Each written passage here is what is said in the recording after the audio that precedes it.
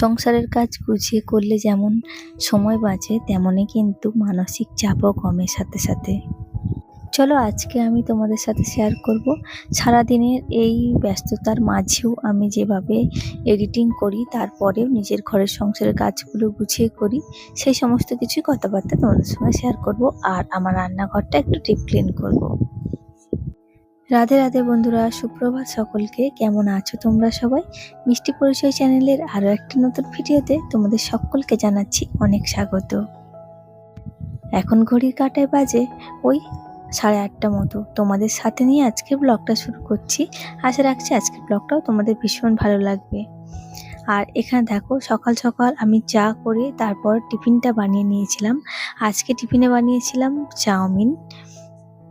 আর চাউমিনটা অনেকদিন ছাড়াই বানাই, আর একটু স্পাইসি খেতে আমি ভীষণ ভালোবাসি চাউমিনটা বিশেষ করে। তো একটু স্পাইসি করে চাউমিন করেছি, তো সেটা এখন বরকে দিয়ে দিলাম। তারপর লাগবো হচ্ছে কাজে। তো অনেকদিন হয়ে গেল ডিপ ক্লিন করা হয়নি রান্নাঘরটা, তো ভাবলাম যে আজকে একটু ডিপ ক্লিন করে নিই। সারাদিনের ব্যস্ততা আর ভিডিও এডিটিংয়ের পর একটা সুন্দর পরিষ্কার পরিচ্ছন্ন ঘরবাড়ি বা রান্নাঘর আমাদেরকে কিন্তু মানসিক প্রশান্তি দেয়। প্রতিদিনের কাজের ফাঁকে যদি অল্প একটুখানি যে কোনো রান্নাঘর হোক বা ঘর হোক, এক কর্নার যদি ড্রয়ার বা যে কোনো জিনিস একটুখানি পরিষ্কার করা যায়, তাহলে কিন্তু পুরো মাস জুড়ে কিন্তু ডিপ ক্লিন করার চাপটা অত বেশি থাকে না। পুরো রান্নাঘর বা পুরো ঘর বাড়ি একদিনে না পরিষ্কার করে আমার মনে হয় ভাগ ভাগ করে করে নেওয়াই ভালো। যে কোনো দিনে তোমাদের যে দিনটা সুবিধা হবে, তোমরা কিন্তু সেই দিনটাতে চেষ্টা করতে পারো যে অল্প অল্প করে পরিষ্কার করার। যেমন হয়তো বা একদিন দেখা গেল অল্প একটু রান্নাঘরটা করলাম, বা একদিন ঘরটা, একদিন বাথরুম। তো আমি এরকমভাবেই কিন্তু চেষ্টা করি করে নেওয়ার। তো আজকে যেমন রান্নাঘরটা পরিষ্কার করছি, এগুলো কয়েকদিন হয়ে গেল পরিষ্কার করা হয়নি। আর এমনিতেই দেখবে আমাদের রান্নাঘরে কিন্তু অনেক জিনিসপত্র থাকে। রান্নার জিনিসপত্র তো থাকেই, তার থেকে যে মশলা, বাসনপত্র, অনেক কিছু জিনিসপত্র থাকে। তো তার থেকে যদি যেগুলো আমাদের কাজে লাগে না, বাড়তি জিনিস, সেগুলো কিন্তু একদমই রাখার প্রয়োজন নেই। এরকম যদি আমরা কিছু জিনিস যেগুলো একদম প্রয়োজন হচ্ছে না, সেগুলো না রেখে আমরা ফেলে দিই, তাহলে কিন্তু আমাদের রান্নাঘর বলো বা ঘর বাড়ি বলো অনেকটা পরিষ্কার পরিচ্ছন্ন আর ফাঁকা দেখায়। আর বুঝতেই পারছো, রান্নাঘর মানেই কিন্তু প্রতিদিনের নিত্য প্রয়োজনীয় জিনিসপত্র থাকে। ডেলি কিন্তু 3 বেলা রান্না হয় আর রান্না করতে হয়। সে সমস্ত জিনিসপত্র কিন্তু ডেলি ইউজ করা হয়। সেগুলো কিন্তু একসঙ্গে জায়গার জিনিস জায়গায় কিন্তু থাকে না। সেগুলো কিন্তু আমাদের প্রায় দিনই গোছাতে হয়। তো এরকম না একদিন গোছালাম আর গোছাবো না, এরকমটা কিন্তু না। 2-1 দিন পর পর কিন্তু আবার ওই জিনিসপত্রগুলো এক জায়গা থেকে আরেক জায়গায় সরে যায়, তখন কিন্তু আবার গোছাতে হয়। আর এগুলো যদি বাড়ির সকলে মিলে একটু মেনটেন করে চলা হয়, তাহলে কিন্তু ঘরটা আরও বেশি সুন্দর আর পরিষ্কার হয়ে থাকে। আর তোমরা যারা এখনো পর্যন্ত আমার ভিডিওটা দেখছো, তোমাদের কাছে একটাই অনুরোধ, যদি আমার ভিডিও ভালো লাগে তাহলে অবশ্যই একটা লাইক দিয়ে ভিডিওটা কন্টিনিউ করার চেষ্টা করবেন। কারণ আপনার একটা লাইক কিন্তু আমার এই ভিডিওটা আরও অনেকের কাছে পৌঁছে দিতে সাহায্য করবে।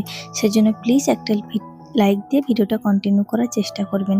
আর যদি আমার ভিডিওর কোথাও না কোথাও কোনো অংশ ভালো লেগে যায়, তাহলে কিন্তু অবশ্যই চ্যানেলটা সাবস্ক্রাইব করে পাশে থাকবেন। আর পাশে থাকা বেল আইকনটি ক্লিক করতে একদম ভুলবেন না, যাতে করে আমি কোনো নতুন ভিডিও আপলোড দিলে সাথে সাথে আপনার কাছে পৌঁছে যায়, আর আপনি সময় সুযোগ করে আমার ভিডিওটা দেখে নিতে পারেন। আজকে না একটু ফ্রিজটাও পরিষ্কার করে নিচ্ছি। আর ফ্রিজের জন্য তোমাদের কাছে, তোমরা সবাই জানো আই থিঙ্ক, তাও আমি তোমাদের বলে দিচ্ছি। আর এই যে দেখতে পাচ্ছ, এখানে দেখো, এখানে গুড় ছিল। যেহেতু ফ্রিজটা সেরকমভাবে কাজ করছে না আর মিস্ত্রিও কিন্তু পাওয়া যাচ্ছে না, সেজন্য কিন্তু এই যে সমস্ত কিছু গলে যাচ্ছে, কিছুই সেরকমভাবে থাকছে না। তো এরকম অবস্থা হয়েছিল বলে সেজন্য ভাবলাম যে ফ্রিজটা আগে পরিষ্কার করে নিই। এদিকে ধোয়াধুয়ি করছি। ফ্রিজের মধ্যে না দেখবে 2-1টা লেবু টুকরো টুকরো করে কেটে যদি তুমি রেখে দাও, ফ্রিজের মধ্যে যে একটা গন্ধ বের হয়, সেটা কিন্তু আর হয় না। এটা কিন্তু তোমরা সবাই আশা করছি জানো, তবে যারা জানো না তারা কিন্তু এই টিপসটা নিতে পারো, খুব কাজে দেবে। আর এদিকে চিমনিটাও কিন্তু আমি একটু পরিষ্কার করে নিচ্ছি। প্রতিদিনের যে তেল ঝাল মশলা মানে রান্না হয় সেগুলো কিন্তু দেয়ালটা একটু অল্প একটু করে কিন্তু আমি হালকা মুছে নিই, বাট চিমনিটা তো আর প্রত্যেকদিন পরিষ্কার করা সম্ভব না। এই এত তাড়াহুড়োর মাঝে কিন্তু আর পরিষ্কার করা হয় না। সেজন্য কিন্তু দেখতেই পাচ্ছ কি অবস্থা হয়েছে চিমনিটা। আর এখানে দেখো কতটা তেল জমেছে। আমি শুধু মানে যখন পরিষ্কার করি এগুলো দেখি আর ভাবি যে তাহলে আমাদের পেটের মধ্যেও কীরকম একটা অবস্থা হয়। তো যাই হোক, আমি এখন তেলটা ফেলে দিয়ে আসলাম। তারপরে যে আমি এগুলো সার্ফের দিয়েই কিন্তু পরিষ্কার করি। তো কেরোসিন তেল দিয়ে এটা কিন্তু পরিষ্কার করে যারা চিমনি পরিষ্কার করতে আসে। আমায় কিন্তু বলেছিল যে কেরোসিন তেল দিয়ে করবে। আমি কিন্তু কেরোসিন তেল দিয়ে করি না। আমি যখনই করি এরকম সার্ফের দিয়ে বেশিরভাগ পরিষ্কার করে নিই। আগে কিন্তু করতাম, বাট এখন কিন্তু আর করি না কেরোসিন তেল দিয়ে। কেরোসিন তেল দিয়ে পরিষ্কার করলে বেশি ভালো পরিষ্কার হয় আর কি নাকি। তবে গন্ধ ছাড়ে বলে আমি কিন্তু করি না। তোমরা চাইলে কিন্তু করতেই পারো। আর আজকে না রান্নাবান্নার চাপ কিন্তু একদমই নেই, কারণ আজকে আমাদের ছিল একটা পুজো। তো সেজন্য কিন্তু রান্নাবান্নাটা করিনি। সেজন্য রান্নাবান্নার চাপ নেই বলে ভাবলাম যে রান্নাঘরটা আজকে একটু ডিপ ক্লিন করেই নিই। আর বাবু তো চলে গেছে স্কুল, বাবুও নেই। তো এখন আমি ঘরে গিয়ে একাই আছি। তো ভাবলাম যে না, এটাই সুযোগ আমার একমাত্র। আর পরপর তো মানে প্রত্যেক দিনই ওদের অফিস, তারপর ছেলের স্কুল থাকে, সেজন্য কিন্তু আর পরিষ্কার করা হয় না।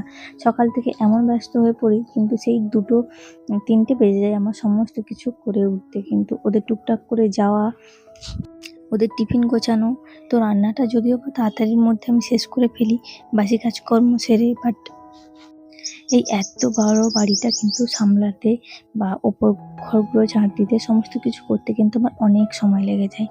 তার জন্য কিন্তু আর সমস্ত কিছু করা হয় না। তবে চেষ্টা করি মাঝে মাঝে টুকটাক করে রাখার। আর জানো তো, বেশ কয়েকদিন হয়ে গেল আমি কিন্তু কোনো ভিডিও আপলোড দিতে পারিনি। তার একটাই কারণ, সময়ের অভাব। কারণ বাবুর গরমের ছুটি পড়বে স্কুলে, আর সেজন্য কিন্তু মানে ওদের এক্সামও শুরু হয়েছে, মানে শুরু হবে আর কি। তো সেই জন্য কিন্তু আমি একদমই টাইম পাচ্ছিলাম না হাতে। তারপরে ঘরের সংসারে এত কাজ, সমস্ত কিছু করে কিন্তু এডিটিং করাটা সম্ভব হচ্ছিল না কয়েকদিন ধরে। তো সেই জন্য ভিডিওটা আমি আপলোড করতে পারিনি। তো এবার থেকে চেষ্টা করব প্রতিদিন ভিডিও দেওয়ার। তোমরা অবশ্যই কিন্তু আমার পাশে থেকো। তোমাদের এই ভিডিওটা কেমন লাগলো আমাকে কিন্তু অবশ্যই কমেন্ট করে তোমরা জানিও। আর তোমাদের যদি কোনো রকম কোনো প্রশ্ন থেকে থাকে তাহলে কিন্তু আমাকে অবশ্যই কমেন্টে জানিও। চলো, আগে অনেক গল্প অনেক কথা তোমাদের সঙ্গে হবে। আজ তবে আসি, দেখা হবে আবার পরের দিন। টাটা, সবাই খুব ভালো থাকবেন, সুস্থ থাকবেন।